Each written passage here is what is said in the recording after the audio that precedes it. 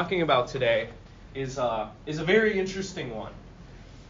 There's a lot of talk nowadays about what does ethical consumption look like in our society, and is it possible?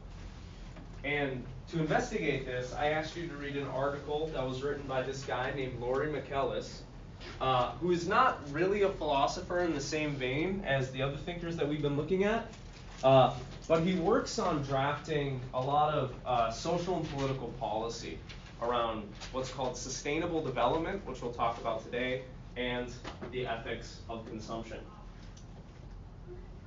So I'm going to provide you with an overview of this article first, and tell you some of the analysis, some of the things that Michaelis is getting at in this article, and then I'd like to just kind of have a discussion about what you think is going on in contemporary society with regards to consumption, whether or not you think we can engage ethically in consumption with the knowledge of where a lot of our goods are coming from and how they're being produced and what corporations are doing perhaps to the environment.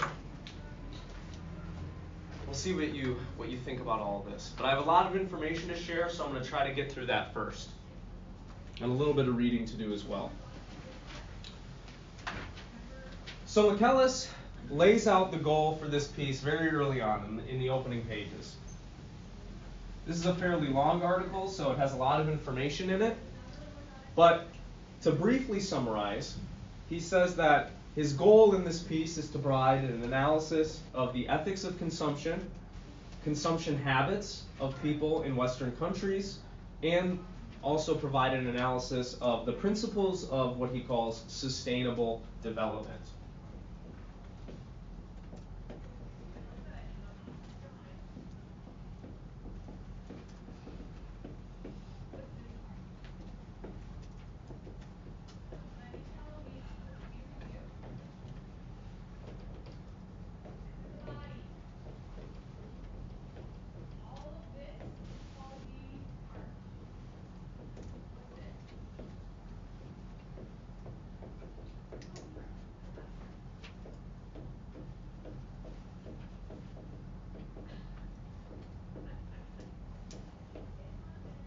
On account of the fact that production and consumption has drastically increased since the Industrial Revolution, what a lot of people are concerned with now is how do we continue to produce goods in a way that allows economies to be fruitful while at the same time not producing goods in a way that is going to prevent the needs of people, of future generations, from being met. This is what is meant by sustainable development. He defines it on page 1.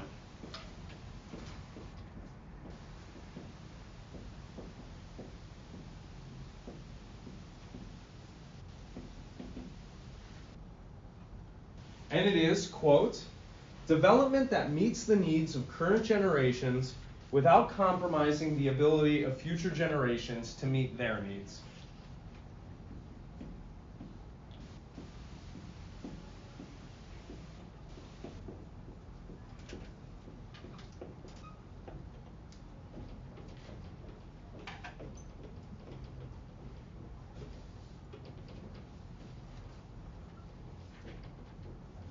I'm going to abbreviate without like this. Wow.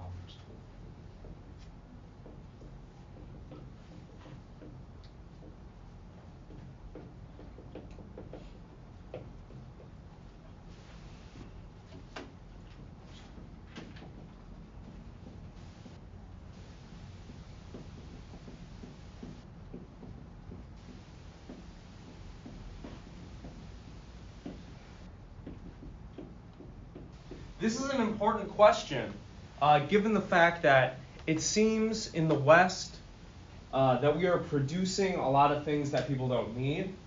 We have things like fast fashion, fast furniture that are made out of cheap materials.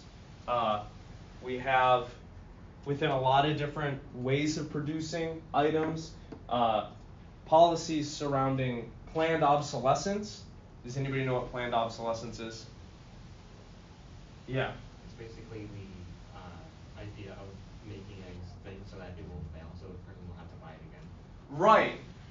designing a product, producing a product in a way such that it's not as great as it could be, it's not as up to date or advanced as it could be, such that the consumer is going to either need to buy the product again in the future or service it in a particular way that often lends itself to predatory corporate practices. So this is a big question that a lot of different organizations are trying to answer right now, which is how do we continue to meet the needs of people and produce things in a sustainable way without drastically destroying the environment, without preventing future generations from being able to get their needs met. Because, according to a lot of people, a lot of the producing and consuming that we've been doing for the past few decades has been unsustainable, wasteful of a lot of resources, and perhaps tied to certain social behaviors and values that are harming us. So these are the kinds of things that we're going to be talking about today. First, we're going to look at Michaelis' analysis of modern consumer culture.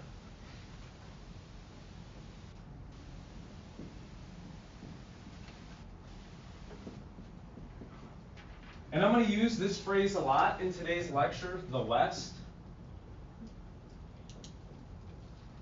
Basically, what I'm referring to when I use that phrase is those countries, nations, and peoples, not only that lie in the West geographically, but are based on Enlightenment and Romantic ideals and Judeo-Christian religious traditions.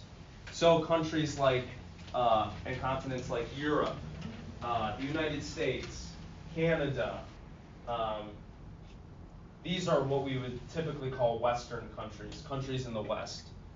Countries that are developed economically and along production and manufacturing lines, as well as Australia. So one of the first things that Michaelis talks about that is kind of preventing us from having a good conversation and solving some of the problems that we have with regards to production and consumption involves this word need. This word need is thrown around a lot lately, and it is used by different people and different organizations to mean different things. So this makes having this discussion and providing solutions to the problems that we're facing difficult. The word need can be used to refer to a biological need, right? Like you need water, you need food to survive. It can be used to refer to some sort of psychological desire or need that you have for autonomy or security or belonging. And as we've seen since the Industrial Revolution, the word need has also been used to refer to just a strong desire or want for something, right? We talk about advertisers creating a need in their consumers for various products, right? You need this marker. This is the Expo marker 5000 that writes the best. You didn't know you needed it, but now my advertising campaign is going to convince you that this is a need you need to fulfill, right? So this word need is used in a lot of different ways. And it's complicating our ability to have these important discussions around production and consumption.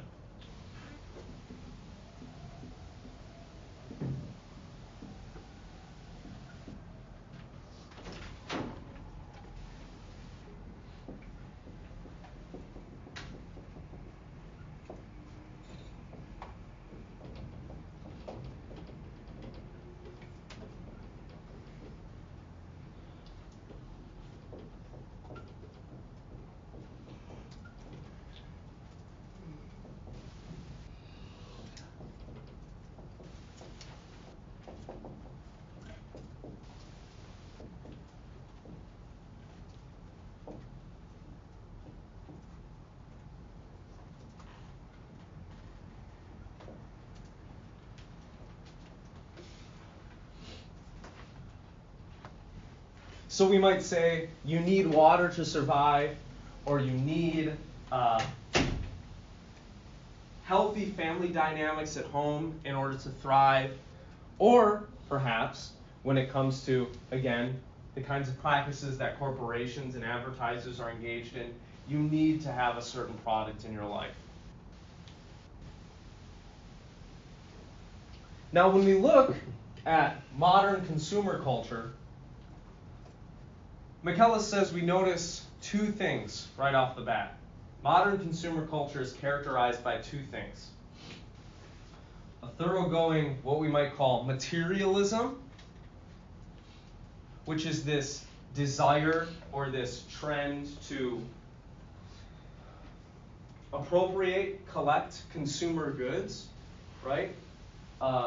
Desire or evaluation of material things like watches, like nice clothes, like nice cars, and privileging these things in our lives and privileging the acquisition of these things in our lives. A lot of this materialism is based off of, as we'll see, some values and some philosophies that came from the Enlightenment and from Romanticism. But also, within modern consumer culture, there's a particular view of nature. Rather than respecting nature in and of itself, as an end in itself, as Kant might say, it seems that corporations and consumers today are viewing nature instrumentally. That is, as viewing nature as what it can give to us, what it can do for us, using it for our ends, rather than recognizing ourselves as one small part in this giant complex system that needs to be respected in certain ways.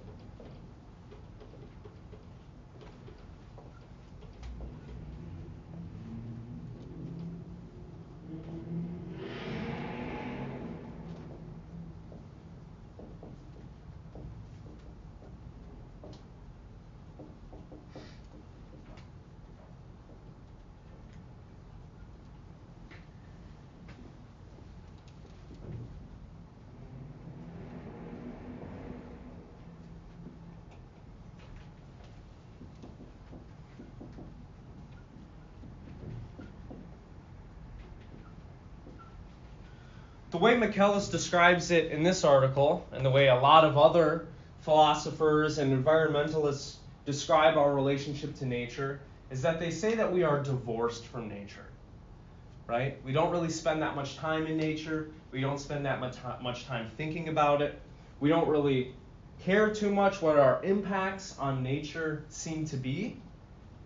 If you look at a lot of the production habits of large corporations, they don't seem to have any problems with polluting the environment with herbicides and pesticides and noxious chemicals. So our relationship with nature is divorced.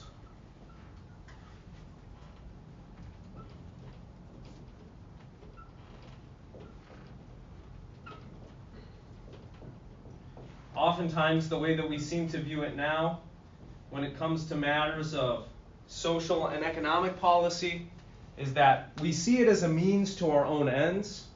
We see ourselves as masters of nature, that nature is supposed to be something that is manipulated for human ends and goals, not something that should be respected in and of itself.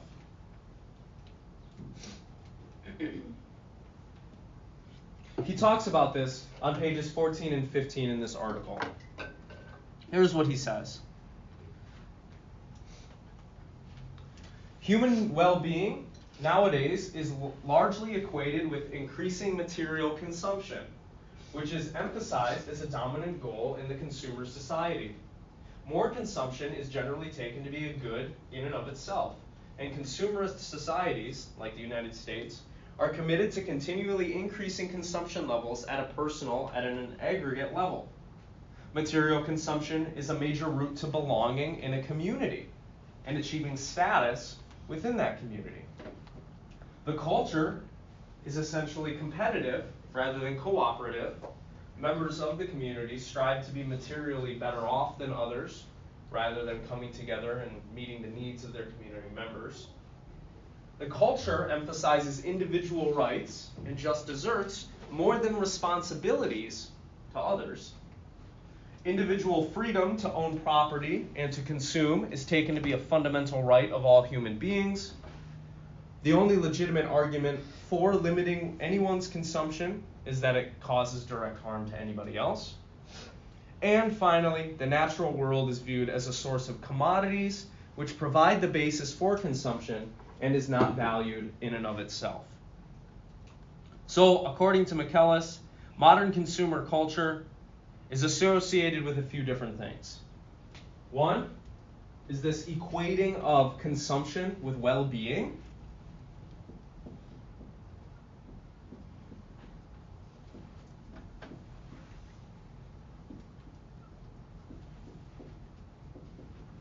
What do advertisers and people say nowadays, and how do people think?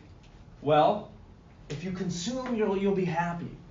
If you consume, you're going to live a good life, right? If you have this new car, if you have this nice shiny watch, if you have the newest, latest video game, that's going to make you happy, right? You're going to flourish as a person if you buy this stuff.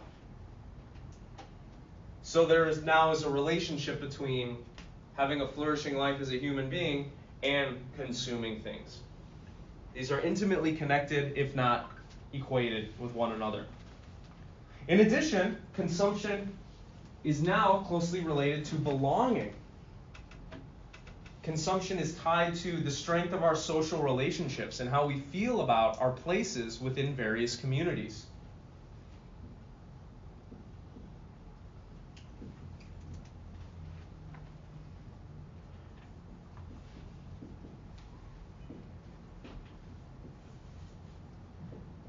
Just think about this within your own social circles, right? Oftentimes, the communities or the friend groups that you're a part of are centered around consumption of a particular product, right? Oh, are you part of a Star Wars fan group on Facebook? It's all about consuming Star Wars stuff, right? Oh, are you in a friend group who, loves rap music? Now it seems like your relationships are centered around this idea of consuming rap music and consuming the best rap music, right? And whether or not you consume certain things is going to determine whether or not you have access to certain communities, right? If you don't enjoy a particular product, or if you don't have a certain status that is often bought with consuming certain things, you don't have access to certain groups, and you don't feel like you belong there. And people make you feel like you don't belong there, right? So nowadays, consumption is associated with even belonging to the various social groups of which we're a part. In addition, because of our various consumption and production practices and the ideals and values that undergird society, our society seems more competitive than it does cooperative.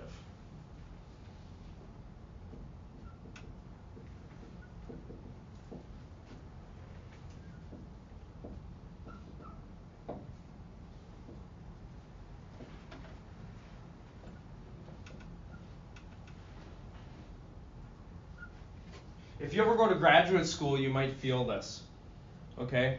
Other graduate students might try to make your work look bad or talk shit about you to the professors so they can get ahead in the program and make themselves look better over you.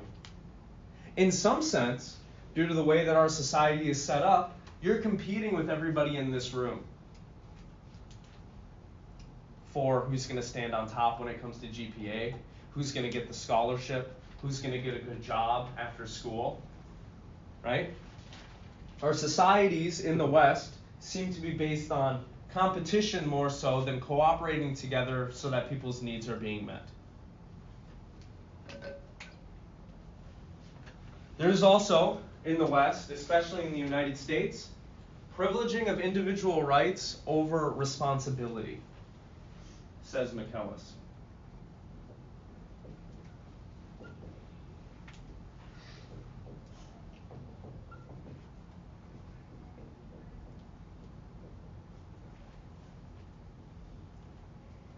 We seem much more concerned about protecting our own individual liberties, making sure that nobody's taking what belongs to us, what we have, nobody's trespassing on our property, rather than giving to the poor, volunteering in our free time. We're going to come back to this point because this point is actually pretty deep, and it shows up in a wide variety of social behaviors. Finally, Michaelis says, nowadays in Western societies, in consumerist societies, nature is seen as a means to human end, not valuable in and of itself.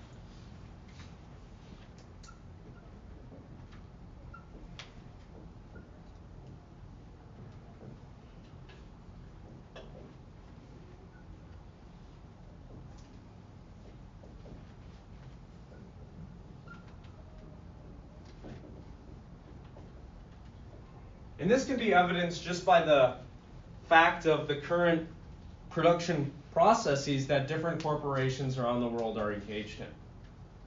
Right? It's been a genius marketing maneuver by various corporations to impose the responsibility of recycling on consumers, even though if all consumers recycled, it wouldn't really do much, because it's corporations that are doing 80% of the polluting and destruction of the environment. Through the production of plastics, through unsustainable packaging of different products, through unsustainable resource cultivation. We can say that this view that people kind of have of nature now lies in contrast to Arnie Nass's view of deep ecology,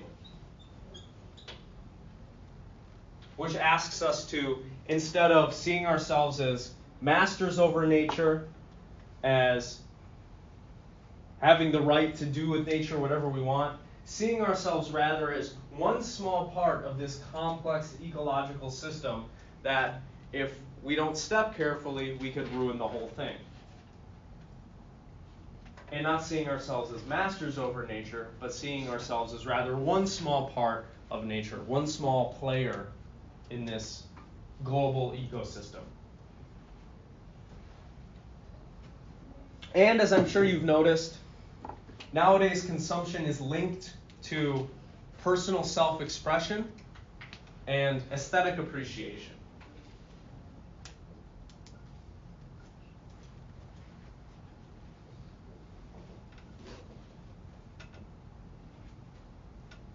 How do we express ourselves nowadays?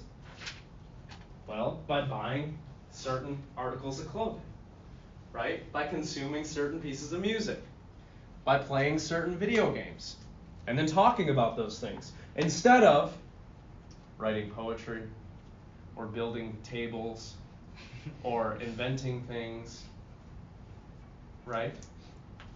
Our lives seem to be more governed by consumption than producing anything as a mode of self-expression. For the vast majority of people. I'm sure there are some people in here who express themselves by writing poetry or producing music and these other things. But if you compare those activities to your activities of consumption, and consumption means a lot of different things. It doesn't just mean eating food. It doesn't just mean buying clothing. It means listening to music. It means scrolling on Facebook. You're consuming digital media there, aren't you? All of these things are consumptive practices. And so I would venture to guess that everybody in this room, me included, spends a lot more time consuming probably than doing anything else. When you're sitting on your bed, scrolling through Instagram at night, you're consuming that content. When you're sitting in your chair at night before bed and you're bored and you're watching Netflix, you're consuming that content, right? You're not producing anything for humanity. You're just drinking it all in. And we can argue about whether or not that's good or bad. We haven't gotten there yet. This is just how Michaelis thinks modern consumerist society is like. Whether or not we should be doing this is something we'll come back to later in the lecture. Okay? And so the way he kind of describes our contemporary production and consumption and social practices is that it's kind of schizophrenic, okay? Because a lot of what we believe, a lot of what we produce and consume, a lot of what we talk about, all of these things are influenced by a wide array of concepts and philosophies that come from different schools and that impact us in different ways.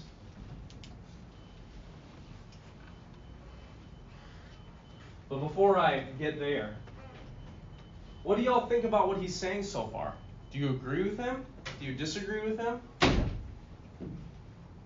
like to hear some opinions as I erase the board here. Yeah. I think specifically it's avoiding the actual kind of crux of the problem, which is capitalism. Okay. You're discussing all these things of how we are putting profits over people, and we are viewing the world around us as a tool that we can use for our personal gain, which in essence is the entire idea behind capitalism. I think you're avoiding using the term because you don't want to seem buzzwordy. I wouldn't say I'm avoiding using the term. I wouldn't say you're avoiding using the term, but I think that is a large part of the issue, is because using that turns into a much more political conversation instead of one of ethics, even though I think they can be intertwined. Yeah, they're definitely connected for sure. Yeah, and Michaelis does talk about how capitalism influences all of this as well. So you're spot on with that, and I agree with you. Yeah. Yeah, I agree. I think it's depressing that we consume more than we create, to be honest with you. We should get more back into the arts, and do things that just, I don't know, help benefit us instead of just sitting on our asses and looking at our social media and shit. So yeah. Why is that bad? Doesn't that make people happy? It's lazy. It makes you lazier, and then also it makes you have this distorted view of the world. It's well, oh shit, this person only, not many people liked my photos, but then these other people liked my photos, and then it impacts your mental health. And then what if you become, say, depressed off of that, and then you're well, I guess nobody cares, and then you care less in the world, and it just doesn't impact you in a great light, I feel more so. Okay, so yeah. A lot of people's consumptive lifestyles affects their mental health. Yeah. You might even say it's strong, if you want to be strong about it, deteriorates social relationships. I agree. Maybe it inculcates bad habits. Mm-hmm. Yeah. His argument about going out and trying to create something new is kind of old in a sense, because essentially we're at one of the pinnacles of technological advancement. We've discovered all necessary mechanical advancements that we could do. Art is now being drawn by AIs at this point, so basically everything has been consumed in consuming, if that makes sense. Okay. Yeah. This goes back to what Steph was saying. So with the consumption of content on the internet, we consume a lot of that. And I think a big problem with that is not only it makes you lazy, but it also, there's a lot of negative content that you can consume.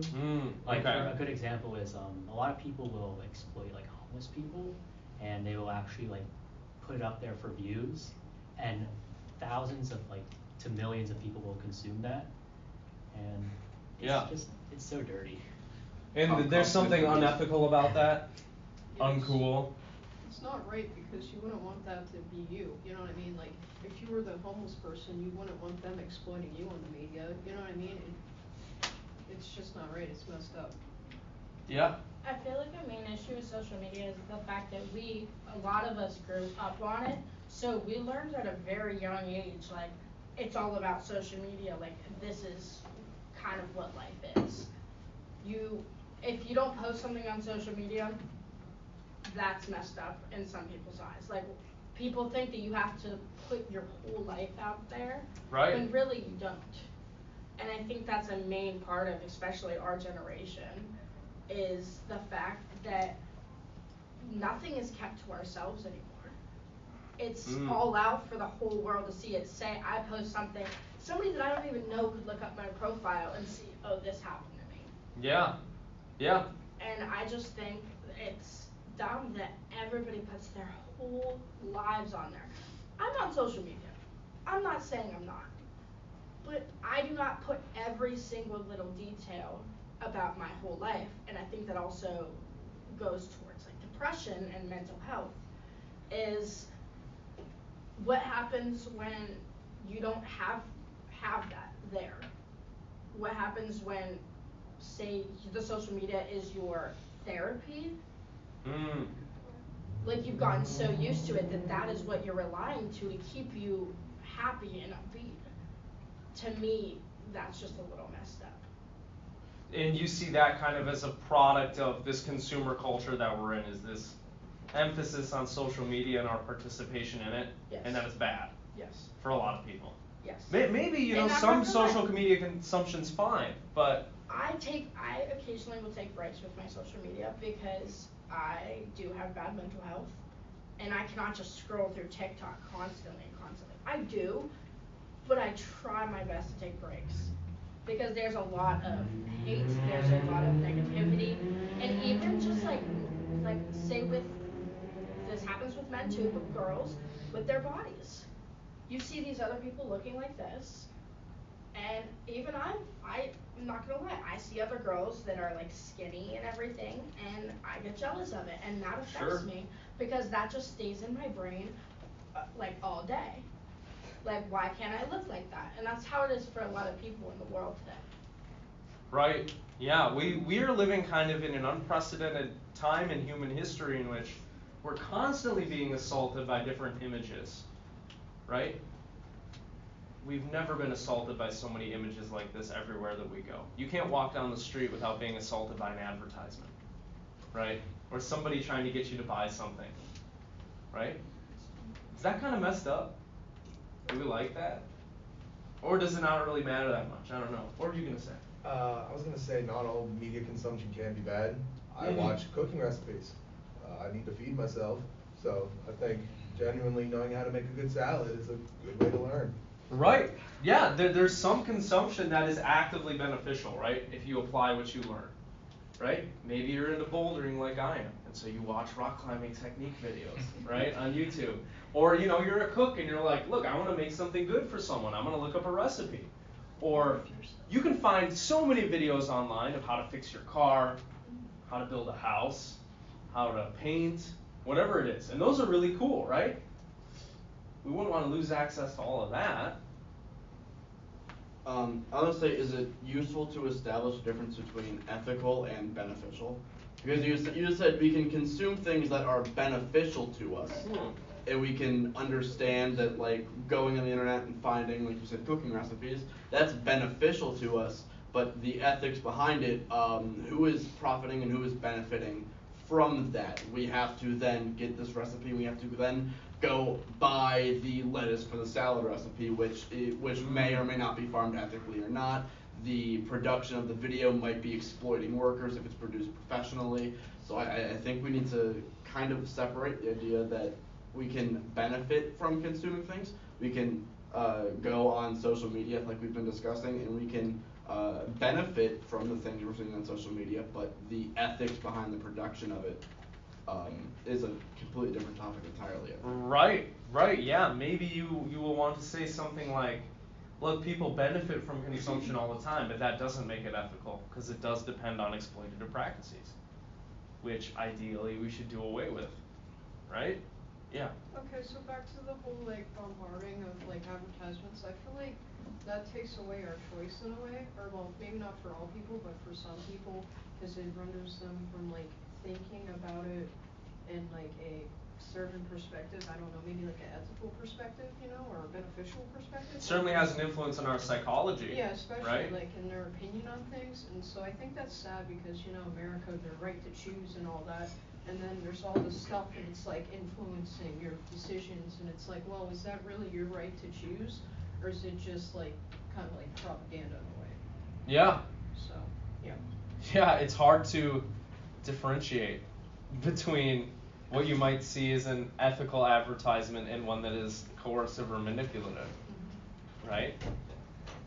There seems to be a lot of shady advertisements out there, right? And how do we differentiate between the good ones and the bad ones? Maybe you think they're all bad. I kind of think they're all bad a little bit. But what makes having this discussion so difficult and how we should change our economy and our social policy is that our society, the West, is influenced by so many different conflicting concepts. Okay?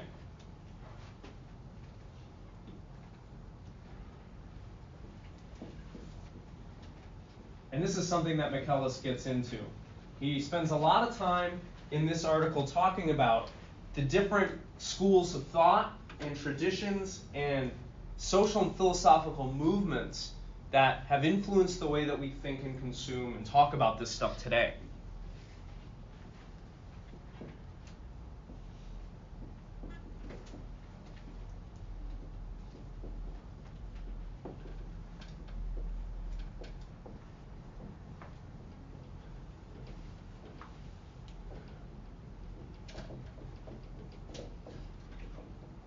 For starters, a lot of our social and economic policy is undergirded by utilitarian concepts, right? Utilitarian concepts that try to motivate us to look out for the public good, to place the interests of the majority over the minority, right? This is a famous Star Trek quote, right? I think that Spock gives. But the problem with this is this isn't the only philosophical tradition that influences our thought. It's in tension also with deontological views of rights and ethics, like universal duties.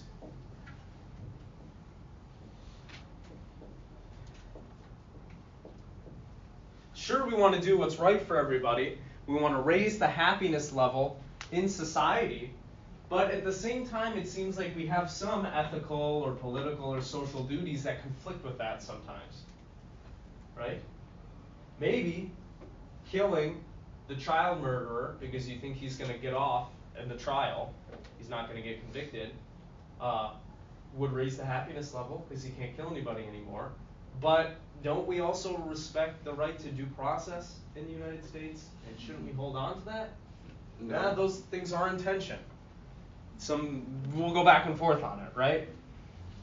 And these aren't the only duties that we have, right? We have lots of other ethical and social political duties and duties to our family and friends that weigh down on us that might get in the way of sometimes doing what is good for the public or doing what is good for the rest of the global community. And these are also lying in tension with the religious traditions that our society is based on.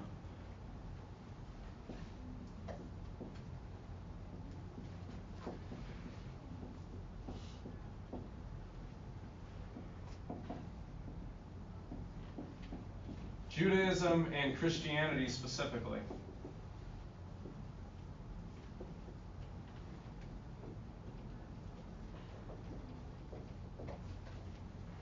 I think you can quite easily see how our desire to help the public, our desire to uphold our duties, these things, not only do they lie in tension with one another, but they lie in tension with what some of the major religious traditions that undergird in our society prescribe us to do and prescribe us to think, right? Particularly within the religion of Christianity, there's an emphasis placed more on spiritual activity in the spiritual realm over the material realm, right? And so this is why you have people going around saying, like, you know, it's more important to save people's souls than it is to save people's bodies. So here we see kind of a tension between, well, perhaps what Christianity prescribes of us versus more utilitarian concepts, which are more material in nature, right?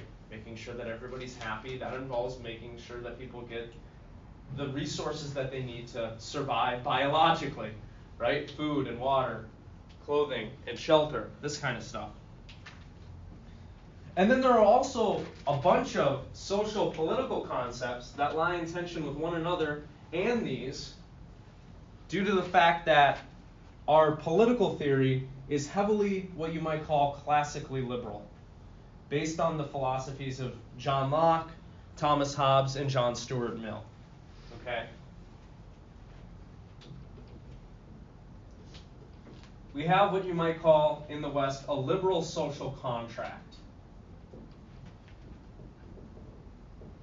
And here are some of the concepts that we hold in tension too when we're talking about consuming or thinking or speaking or acting in the West.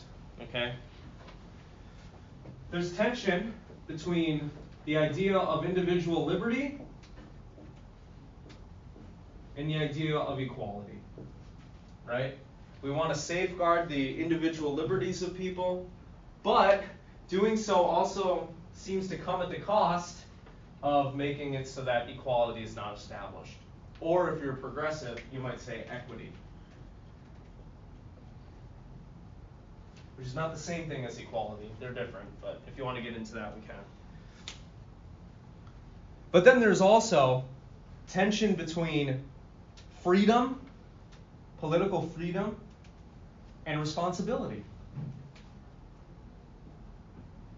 Everybody wants to be free to do what they want, to be left alone, to be able to live their lives as they see fit. But we also say of each other and of ourselves that we have certain responsibilities that we need to show up for. Right? These two conflict with one another. Living out however you want to live as freely as you can is not directly in line with helping others that perhaps you have a moral or social obligation to help. Right? And the same thing might be true as with regards to this idea of individual versus community concern. Okay? Which should we care about more? Well, in the US, we seem to privilege the individual over the community. But nowadays, there's a rising force of politically minded people who are saying we need to flip this, right? We should be caring about communities more. We should be caring about social groups more because there are these systemic problems.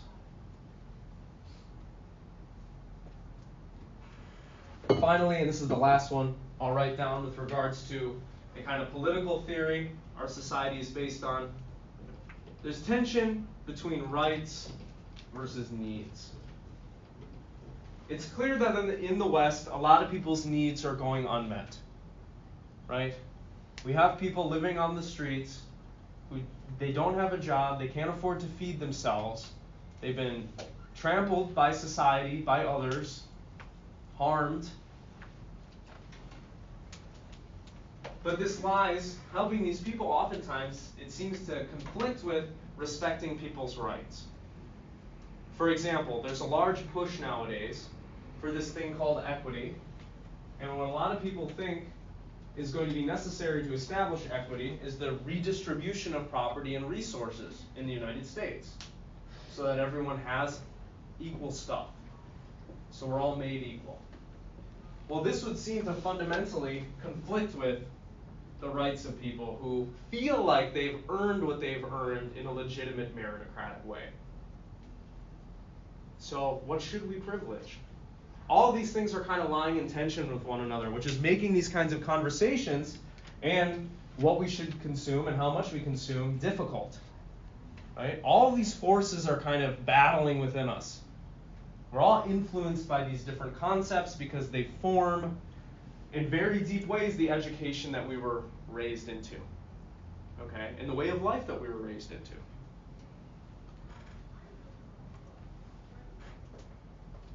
In any case, one of the main points that Michaelis is trying to drive home in this article is that Western consumption habits, a lot of them are unnecessary, they're harming people, they're making people unhappy, and they're destroying the environment.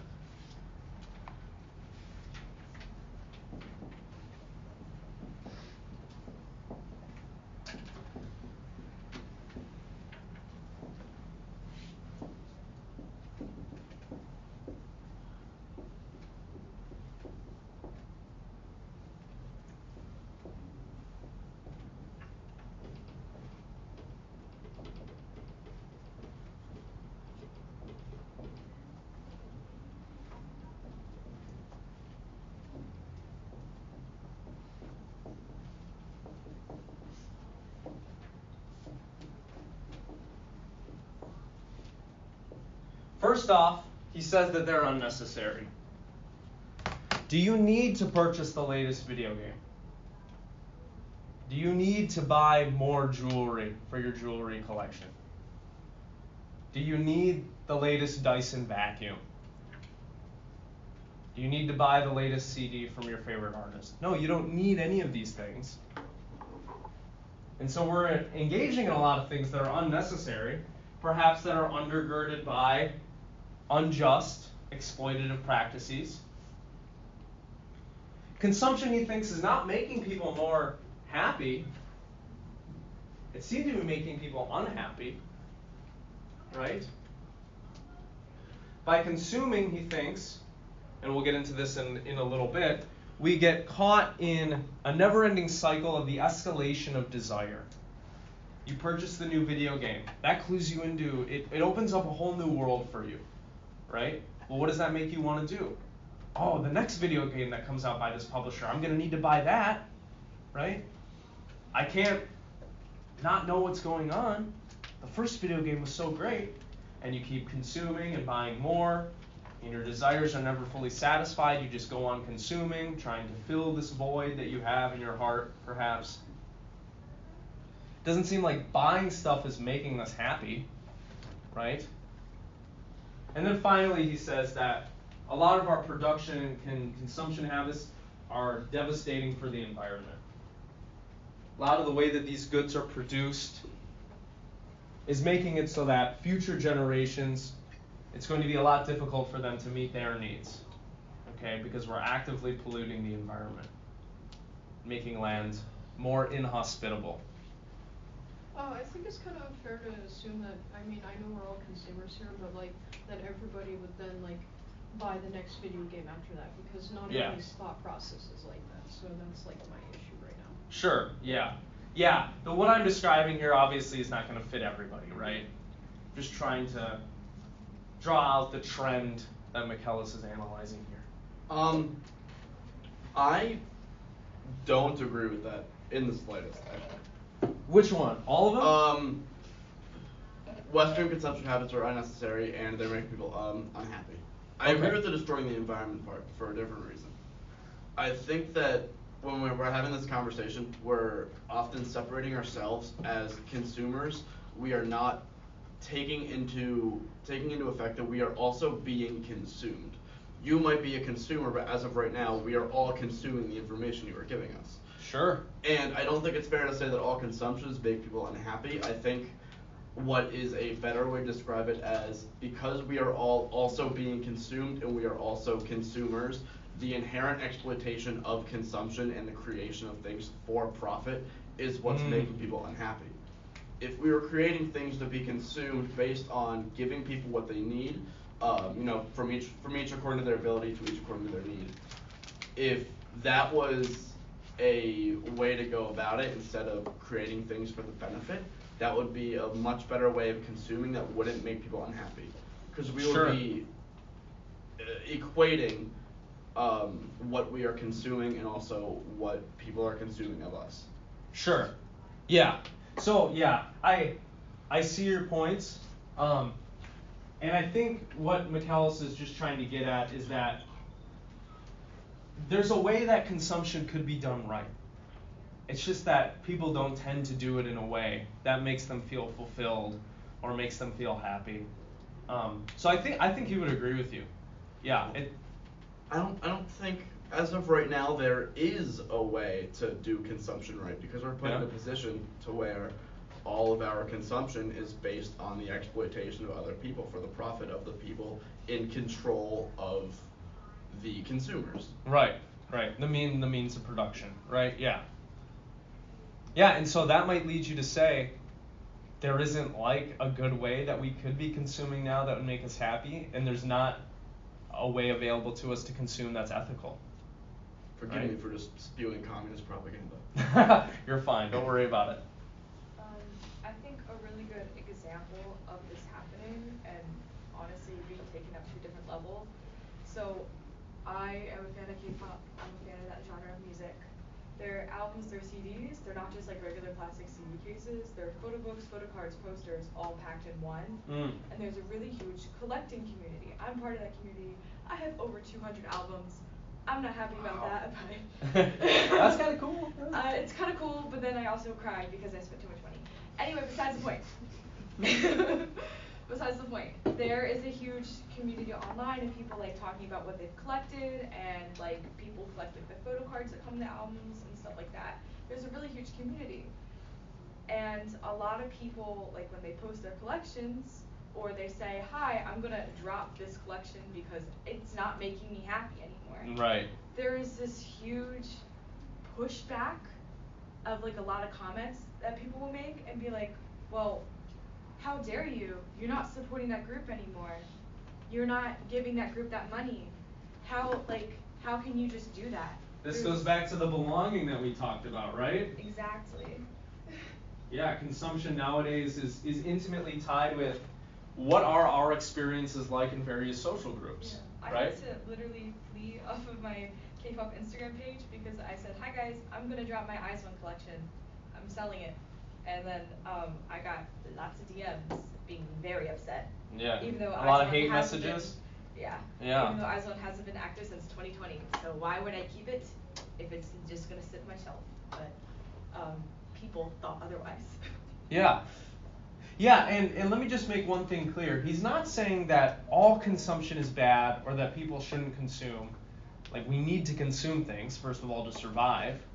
And whenever you're having a conversation with someone, you are, in a sense, consuming information.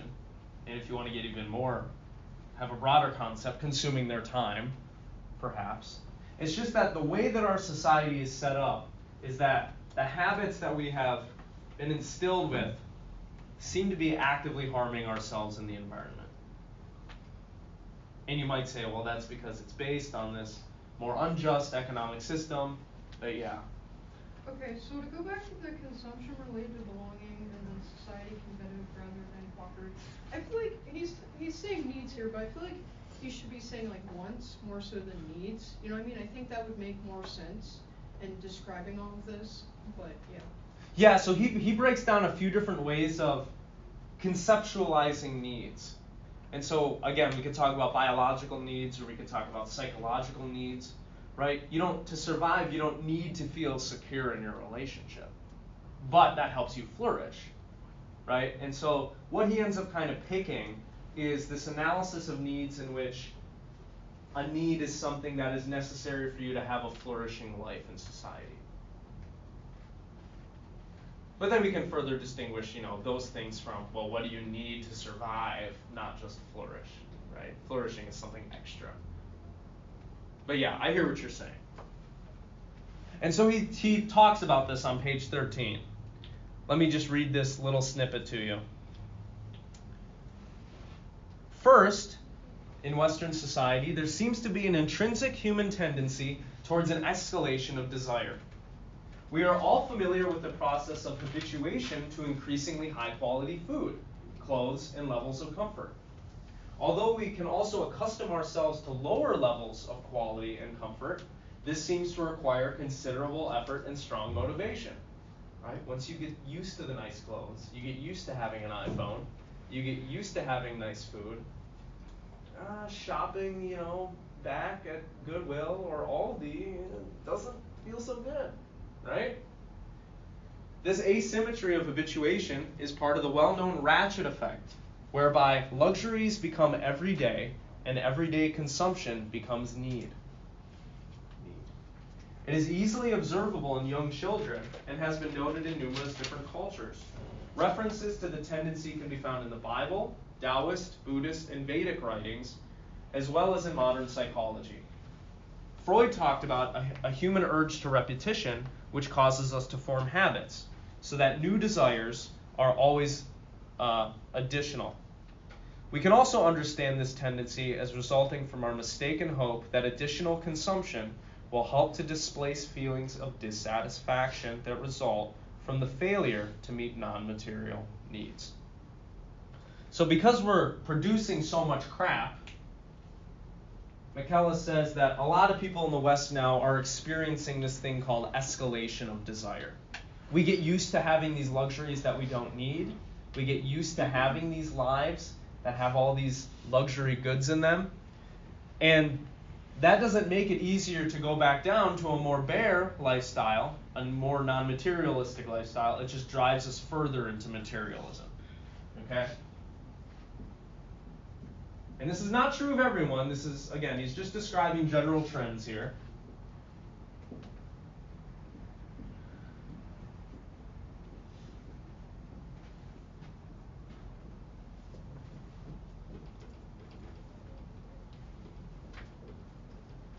As we'll see in the next unit, Rousseau kind of talked about this in his essay, Discourse on Inequality, when he talks about people building up artificial needs for things that they don't actually need, okay?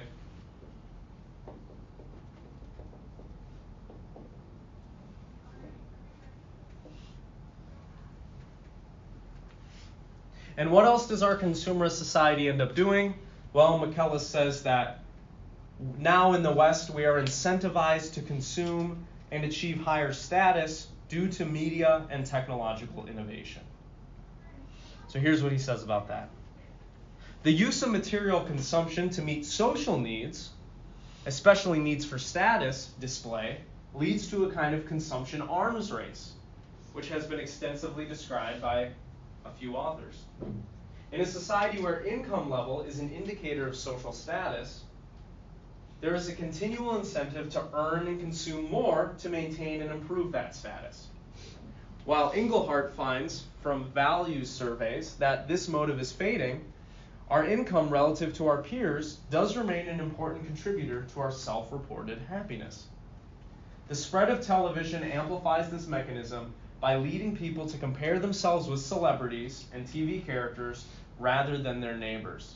This is one of the things that we were talking about with regards to social media, right? Having access to all of these people's lives, in which really they're only uploading their best moments, causes us to compare ourselves with them and incentivize us to consume more so that we can be like them or better than them, right?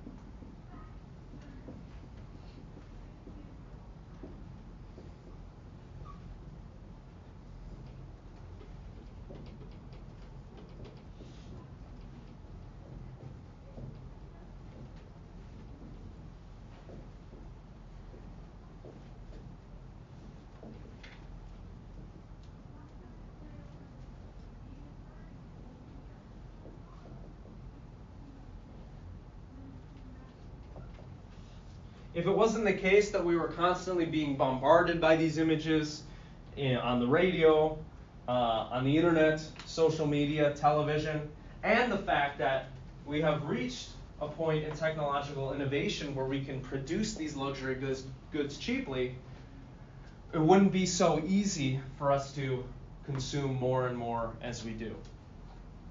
But our technological innovation and advertising and social media incentivizes us to consume more and more.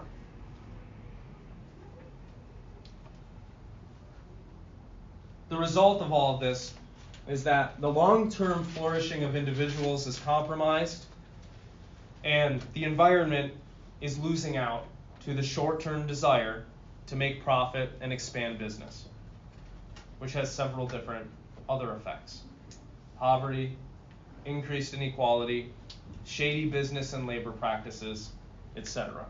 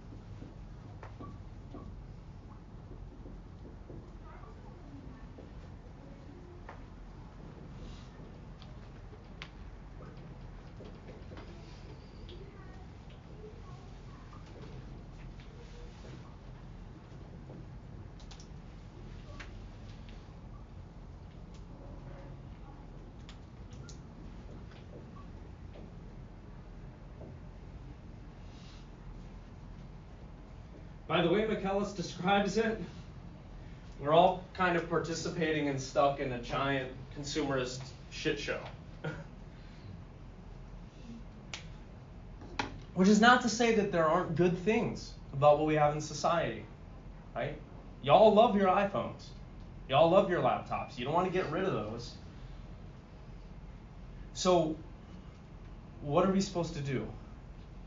How do we move forward? If there are problems here, how do we fix them? Seize the means of production. Communist revolution. Sure, yeah. That might involve killing people, perhaps? Build a better iPhone. Build a better laptop. Okay, so lean into kind of the production, but doing it in a better way. Stop giving our money to these corporations, maybe? You don't want to be giving your money to Nestle. Or probably Apple. Okay. All of them pretty much suck. Yeah. I guess you could limit the production of all this or limit the intake from people. You know what I mean? Once they have one, they're done. Oh, so maybe like legislate new laws around consumption? Wouldn't that entail cutting off personal freedom? Whatever, man. Yeah. Is that bad? I don't know. Should we kind of curtail people's personal freedoms in other areas of life, right? You're not free to drive drunk without consequence. We all think that it's kind of acceptable to curtail people's freedom there. I had thought not Okay. Michaelis thinks there are obviously a lot of things that need to be changed, right? There are all these forces, all these drives battling within us for control of our attention, for control of our behavior. I think that in this conversation, or especially in the modern day, what is being left out is the topic of production in the way it relates to consumption. You say like build better iPhones and build better laptops, at the expense of who? If these companies still want to pursue profit, they are going to be motivated to create a worse product that will essentially cost more. So when you say produce a better iPhone or produce a better laptop, companies would still probably try to chase the profit as they would in a capitalist society by either making the price more or paying their employees less. So even to improve the quality of the things that we are consuming, it would still be at the expense of somebody as per the system we are living in. Is there a way to change that without completely torching it all and starting anew? Revise the system, I guess. You know what I mean? I mean, the worker could maybe try to they could get paid more and then you give less to the people who have the company because they already have enough as it is. You know what I mean? Yeah. Maybe more social action, maybe reform is doomed to fail though, as a lot of people think. Right? Maybe more strikes need to occur. Maybe a lot of people need to get arrested and taken to prison. People who are engaging in these corrupt practices. But who's going to do that? Oh, that's a good question. I don't think it's fair to arrest every single business owner and every single landlord, though. I also don't think so, yeah. Maybe the people who are killing others, though, with their products and not doing much about it. Maybe it's okay to arrest, or maybe kill them if we want to follow Podgman, right, with the capital punishment article. I mean, you could also just go about changing the consumer as well, because, you know, it's all up to you what you choose to consume, no matter how many advertisements get blown in your face. It's all up to you, really. So, like, if you don't want to do something, just don't get something. It's not that hard. How are you going to be brainwashed then? Do you have a job? Yes. How did you apply? Application. Paper? Yes. How was the paper formed? PDF. Microsoft Word. Yeah. Right. Microsoft Word was produced by a larger company. Exactly, but I get it for free through being a university student. My point, you're getting it for free, but the profit of getting it for free and working, the profit from you working is still going to a larger person and a larger company. Right, but I'm not paying for it. Which means that somebody is getting the money that you could be producing or getting the profit or the return on investment that you are creating either monetarily or return on investment in a cultural sense. But then there's still free options like LibreOffice that you can just download straight for free off the internet if you choose. Which is still being produced by somebody who is not being properly compensated. Right. Yeah. It's on Maybe them. what if they don't want properly Huh. compensated, you know what I mean? How about this? They don't- So we can talk about social policy, we can talk about economic policy. What was today's class supposed to be about? What unit are we in right now? Ethics, right? Maybe we need to change people's moral standards and moral thoughts and behaviors. That's a good one. Yep. Maybe Yeah. the top-down reform isn't going to be effective. One of the things that Michaelis hints at here is that there needs to be a shift away from different kinds of values in our society, which obviously is easier said than done, but let me just write them on the board and see what you think about them, okay?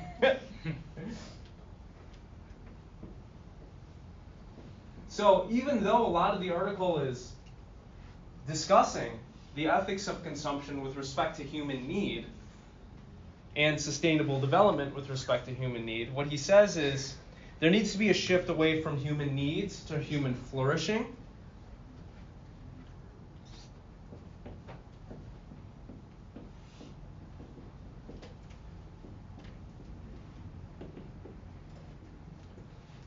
Talking just about people's needs doesn't seem to be getting the job done.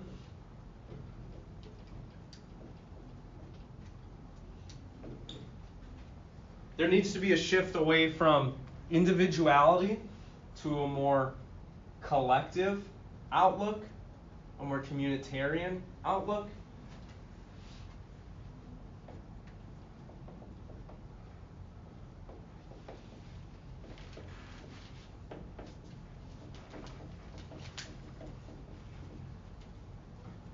A shift from rights, instead of talking about rights all the time, to responsibilities.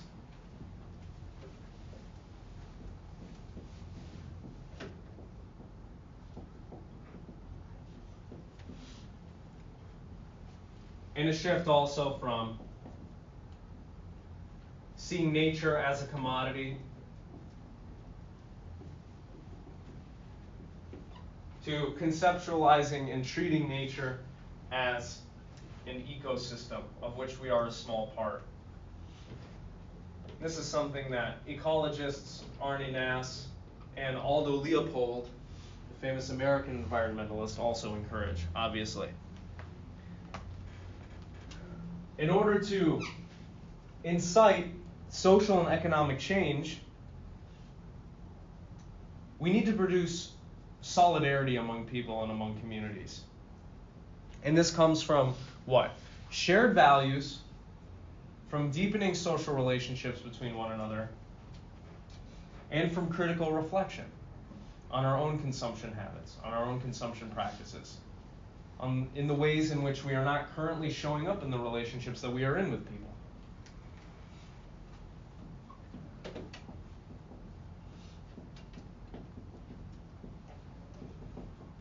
Along, of course, with probably a lot of social and economic reform when it comes to resource cultivation and corporate production and manufacturing and all this stuff, right?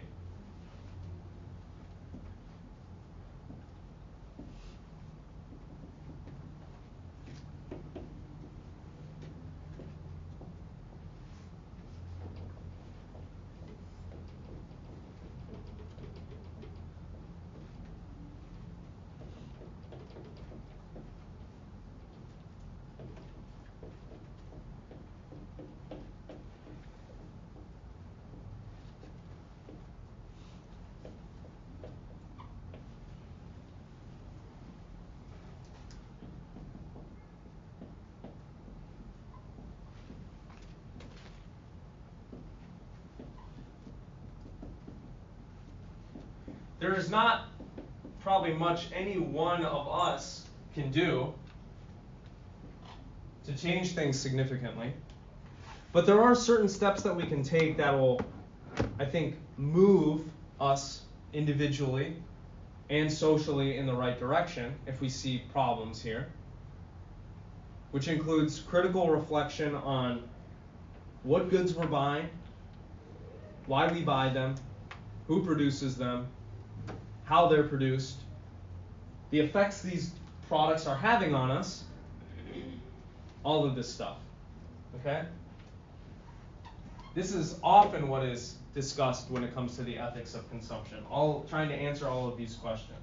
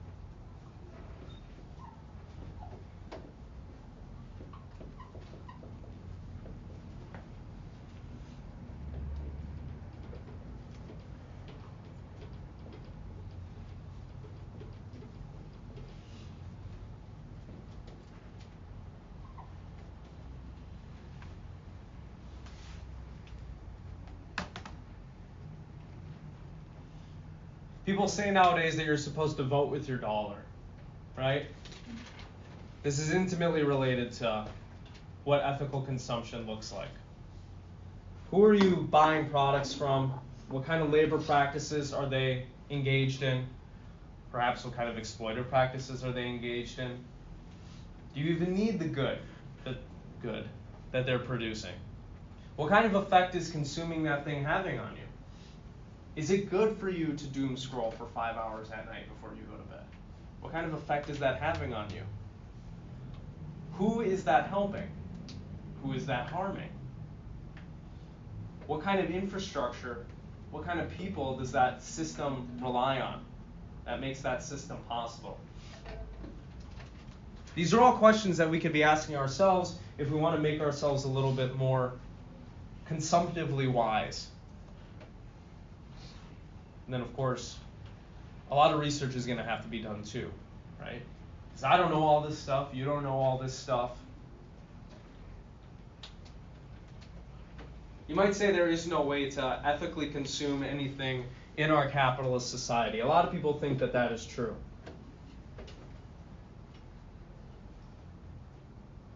And if you think that's true, maybe you should just stop consuming stuff.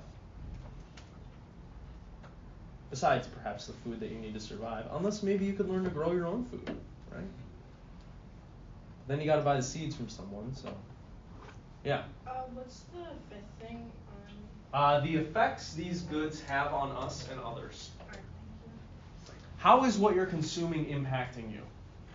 Right? How is that music that you're listening to impacting you? How is it affecting your outlook on life? Is it strengthening your social bonds?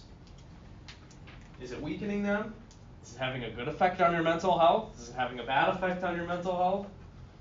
What kind of movies and TV shows are you consuming? What kinds of things at Target are you buying? Do you need to go to those $5 bins at the front of the store? It's fun to look, right? But do you need any of that crap? So this is a very long article, but I think Michaelis does a really good job of explaining some of the philosophical ideas and theories that undergird modern consumerist culture and what's preventing us from having a more open-minded and effective discussion about these things and about what we can do about these things if we do see problems, right? There might be some of you who don't think there's any problems here whatsoever. And then there are going to be some people who think there are only problems here. In any case, is this something that you've thought a lot about before? Or have you not really thought about it too much? I think about this stuff all the time, especially because, like, in particularly clothes. Oh, okay. So the wonderful, awful site of Shein.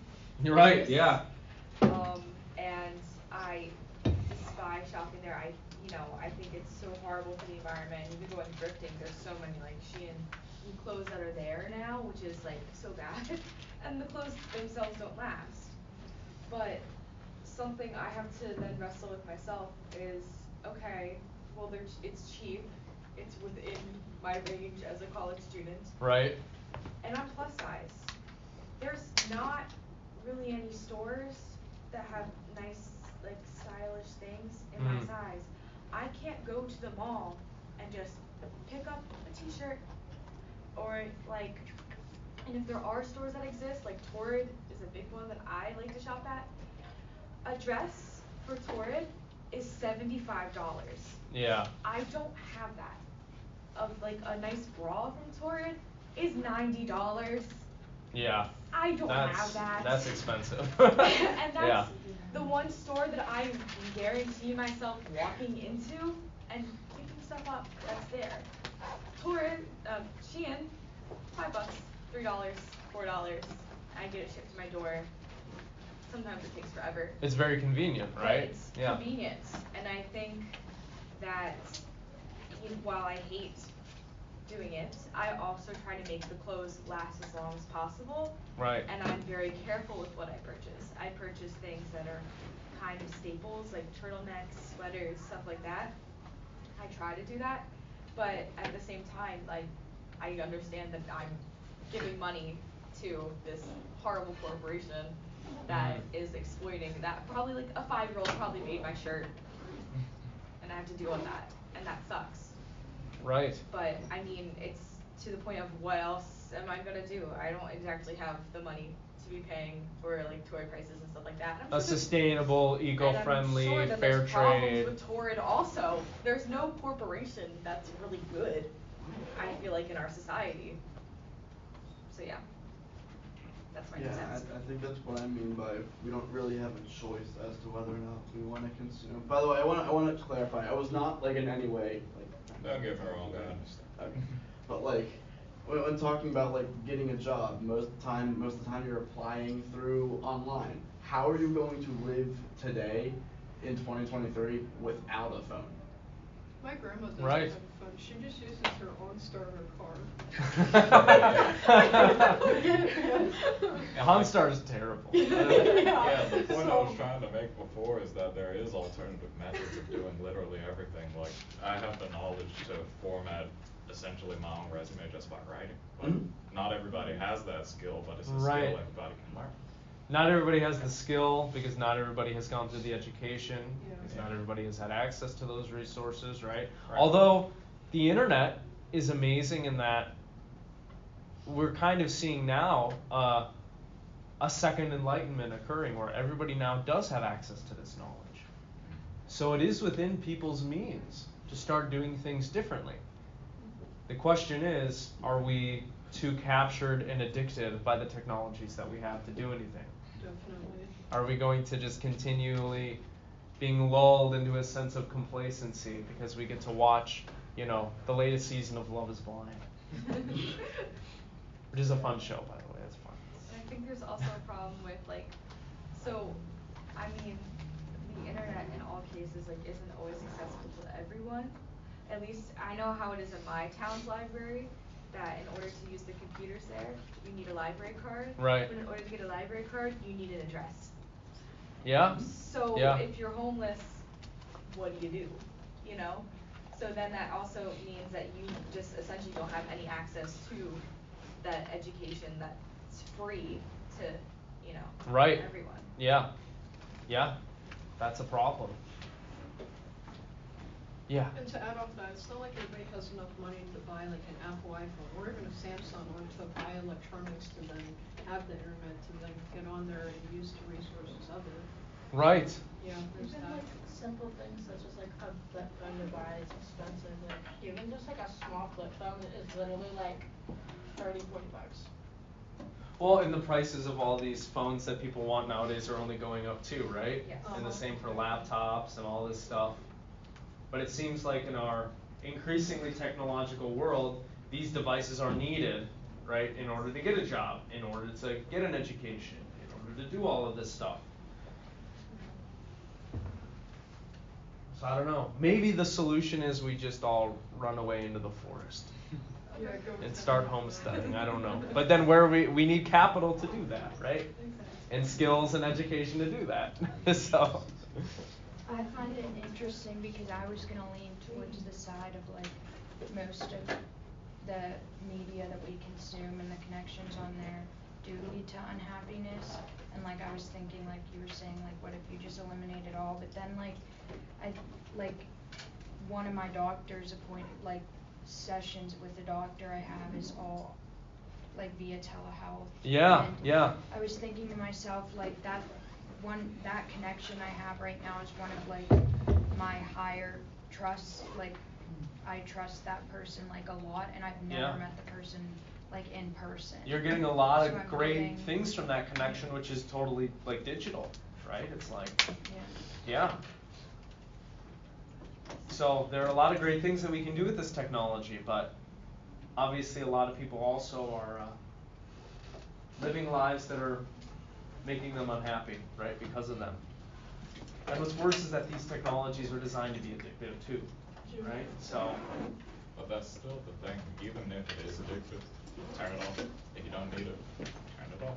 Otherwise, you take the sacrifice of consuming it because you need it for whatever reason, not the convenience of communication, the convenience of having a computer in your pocket. And convenience is a big thing nowadays. We all want to do the thing that's convenient, right? Because it's easy. It doesn't require a lot of effort.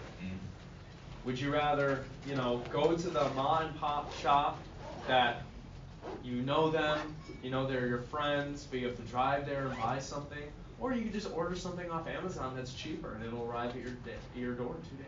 I'd rather have a connection, you know what I mean? I hope that's the trend that people start following. I don't know about Yeah, that. because people are becoming more and more disconnected, it seems to me. Definitely, Because of I this agree. stuff. Okay, any other final comments or concerns? Otherwise, I'll let you all go here. Yeah, last word. I was gonna ask a question about the writing assignment. Oh, sure. Yeah, go for it. It said 2 paragraphs on there, and then